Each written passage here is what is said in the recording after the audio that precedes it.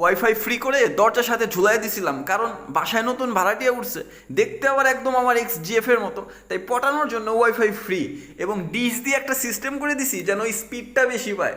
যাই হোক, রাউটার ঝুলানোর পরে বাসায় গিয়ে আমি ওয়াইফাইয়ের নাম দিলাম ফ্রি এবং নিচে আমার নাম লিখে দিলাম ফারহান জীবন, আর ছোট করে লিখে দিছি পাসওয়ার্ড পেতে চাইলে এফবিতে নক করুন। যাই হোক, 3 দিন হয়ে গেছে, তার কোনো খবর নাই। এদিকে এই ফ্ল্যাটের কুদ্দুস মোকলেস সবাই নক করে জ্বালায় মারতেছে আমারে, তার কোনো খবর নাই। বুঝতে পারলাম যে তার মনে হয় বয়ফ্রেন্ড আছে, যাই ওয়াইফাইয়ের ইয়াটাই খুলে ফেলি। এই জন্য আমি গেছি ওয়াইফাইয়ের রাউটার আর ডিশগুলো খুলে ফেলার জন্য।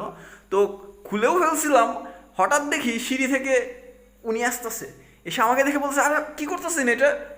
বললাম কি? বলে, আপনি যে রাউটারটা খুলতেছেন, আপনি এটা খুললে আমি নেট চালাবো কীভাবে? বললাম কি, আপনার কাছে পাসওয়ার্ড আছে? বলে হ্যাঁ আছে তো। পাসওয়ার্ড কই পেলেন আপনি? বলে আমার